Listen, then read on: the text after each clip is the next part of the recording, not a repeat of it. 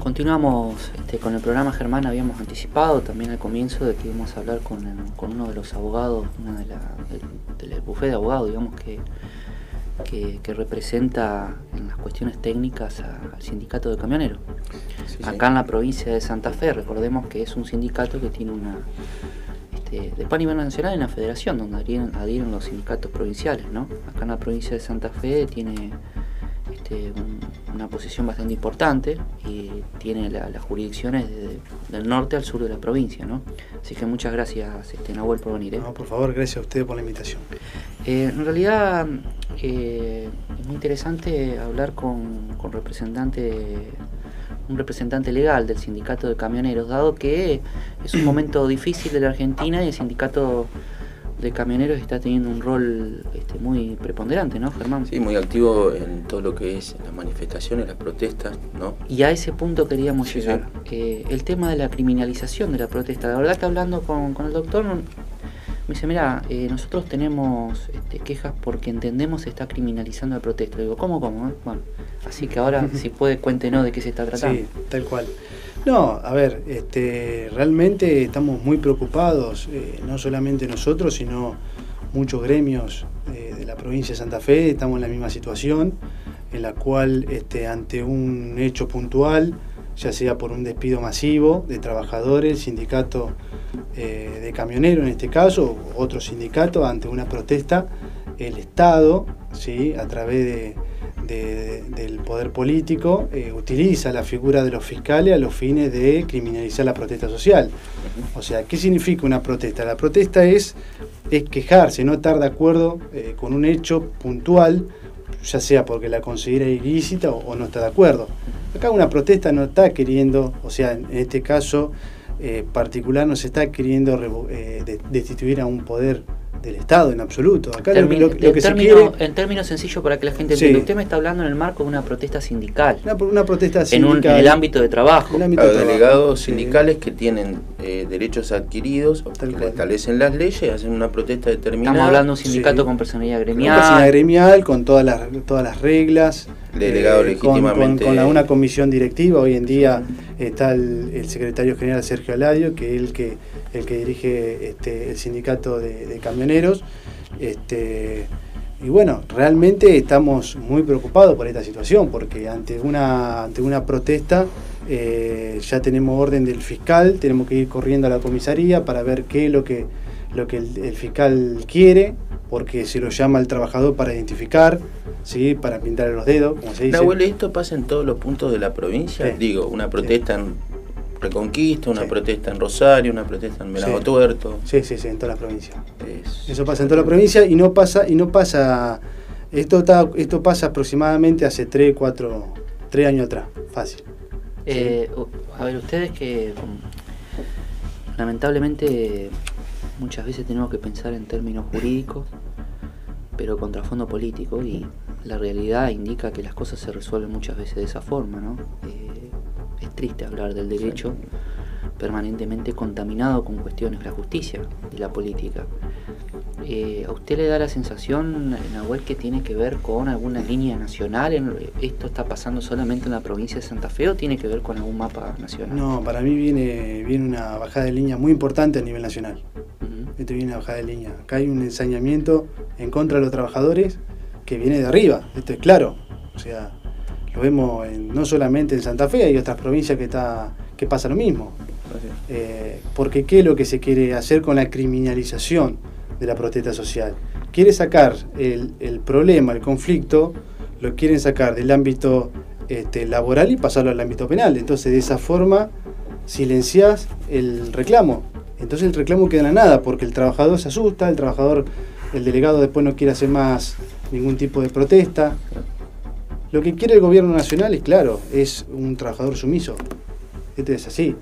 Nosotros estamos constantemente peleando con esto. Tenemos que ir a la comisaría, a que esta cosa... ¿Y qué tipo de reclamos hacen los trabajadores? Para que entiendan, porque muchas veces también, doctor, yo me tengo que poner abogado del diablo, ¿no? O como comunicador crítico. Muchas veces se dice, bueno, sí, pero los camioneros, ¿qué pretenden? Hay mucha gente que dice, pero están protestando, pero del otro lado hay derechos. Entonces, por supuesto. ¿Qué es lo que están buscando, qué es lo que están defendiendo por lo que usted entiende que se están criminalizando? No, o sea, para entender esto, básicamente tenemos que irnos a lo que dice el artículo 14 bis de la Constitución Nacional, la ley 23.551, que es la ley de identidad sindical, en donde establece cuáles son los derechos de las asociaciones sindicales. El derecho a la huelga, es un derecho constitucional.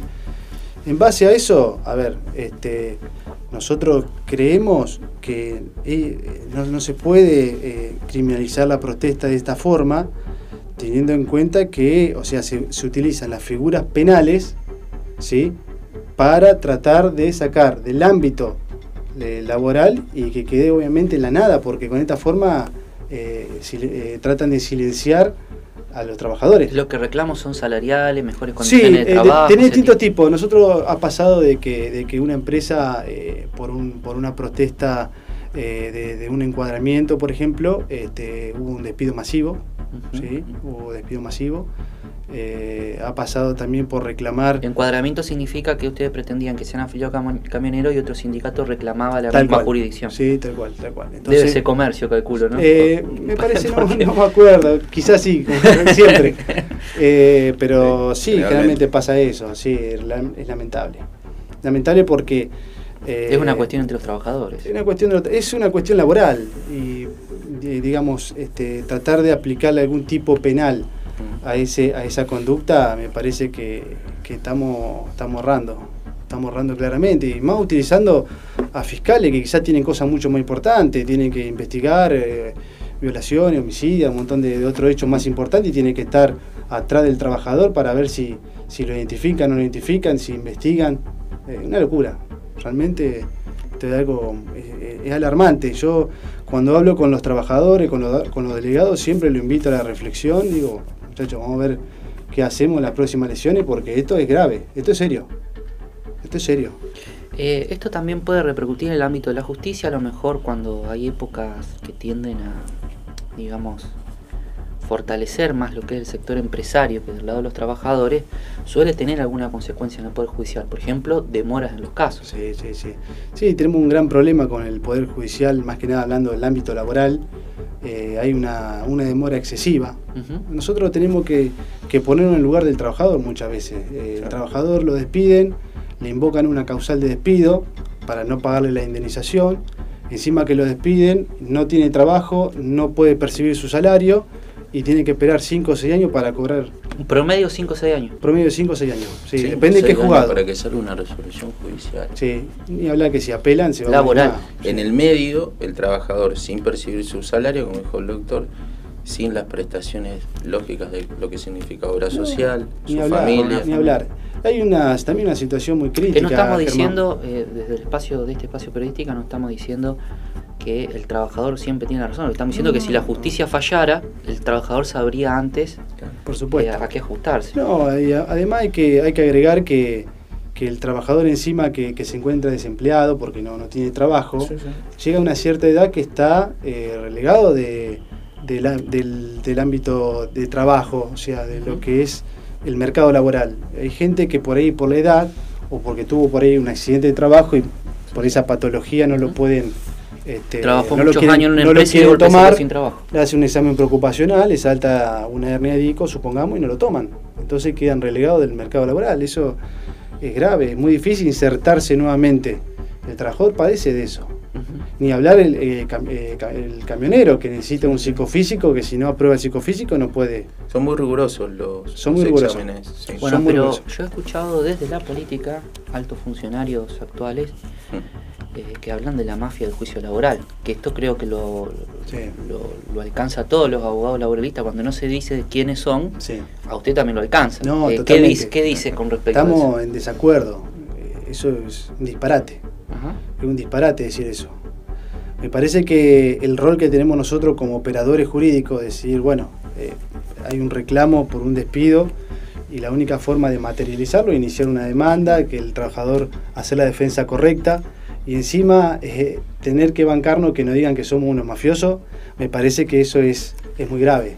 Es muy grave, es intolerable y espero que el Colegio de Abogados también tome carta en el asunto. ¿Acompañado por el Colegio de Abogados en todo este tema? Claro, yo sé que el Colegio de Abogados, a ver, más allá de que tengo amigos que integran el colegio, me parece que yo espero un poco más del colegio. Yo espero un poco más. Espero una acción concreta con estas acusaciones del presidente cuando habla de la industria del juicio, cuando habla de los mafiosos, nos dicen mafiosos a nosotros. Entonces, si la institución que nos tiene que representar no nos defiende, me parece que yo espero un poco más, totalmente. Cuando se habla de la industria del juicio, ¿a qué se refiere? A mí me cuesta, pues yo le soy sincero, ¿no? Porque muchas veces hablamos en términos abstractos y la persona que está del otro lado no entiende siempre el mundo del derecho. Entonces uno dice la industria del juicio, bueno, pero para que funcione una industria, tenés que tener la materia prima, ¿no? Claro, tenés que tener la materia prima, quien produce, la logística. Serían todos los operadores que abarca la mafia. Llevado al mundo del trabajo y al mundo de la justicia laboral, teníamos que hablar de que hay jueces, que hay que aclarar que hay secretario, abogado, médico, todos metidos en el quilombo, hablando en términos callejeros. O sea, ¿puede darse todas esas condiciones para que funcione una industria, en este caso de juicio? No hay duda, no, porque, a ver, un juicio, obviamente tenés que probar, tenés que demostrar. Si vos no probás y no demostrás, no ganás el juicio. Y la justicia laboral si vos no probás y no demostrás, la sentencia, si te condenan en costa, te tienen que condenar en costa. Eso es así.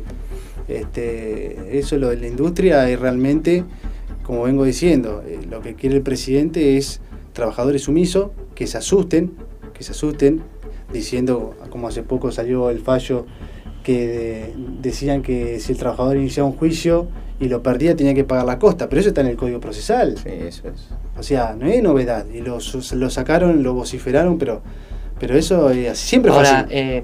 Bueno, el mensaje viene la otra etapa, viene la industria del juicio, no, altos costos laborales, blanquear a un trabajador, reforma laboral. ¿Qué tema? Lo de la reforma laboral es realmente increíble. Una cosa, es un monstruo. Lo que quieren crear es un monstruo. ¿Por qué? Porque, a ver, si había alguna forma de frenar algún despido, era con el 245 y el preaviso. ¿Qué quiero decir esto para que la gente entienda? La indemnización. O sea, la indemnización existe para que el empleador, antes de despedirle, diga, mira, si vos querés despedir al trabajador, va a tener que pagar la indemnización. Era lo único que lo frenaba. Ahora, si vos sacás eso y colocás o ponés el fondo de cese laboral, para que entienda la gente que el fondo de cese laboral es, por ejemplo, el sistema que tiene la UOCRA. O sea, que el mismo trabajador se paga su indemnización y cuando termina el contrato o cuando el trabajador quiere despedirlo, lo despide y el trabajador cobra, ¿sí? Ese fondo. Que no es ineterno, digamos. No, incluso hay proyectos que si es con justa causa ni lo cobra. O sea, es una locura. Si hay un despido con justa causa, o sea que el empleador puede invocar cualquier causa y no lo va a cobrar. Un fondo para el despido, digamos. Un fondo, es como si fuera un seguro. Es como si fuera un seguro, que a veces ni lo cobra, porque si lo despiden con causa no lo cobra. Realmente, si se sanciona eso, yo creo que los trabajadores van a perder muchos derechos, no solamente eso, sino hay otra cosa más, que fueron obviamente conquistas sociales que se van a perder. Eso es clarísimo. A veces da la sensación de que son etapas en la Argentina de avances y retrocesos permanentemente, sin identificar ningún gobierno en particular, porque la verdad que la historia nuestra parece cíclica en un montón de temas. Ahora, cuando hablamos de derechos sociales cuesta creer, no sé usted qué análisis hace ya como abogado de la matrícula, más que como abogado camionero, un estudioso de derecho colectivo, individual, ¿qué sensaciones le da el rol del Estado en la protección al trabajador, ¿no? Porque siempre se entiende como la parte más débil, pero por ahí hay momentos donde los empresarios pesan fuerte y se fortalece el empresariado, en desmedro de todo lo que usted está contando. Entonces, ¿qué sensación tiene usted como un abogado joven de la matrícula ante todos estos avatares de la Argentina?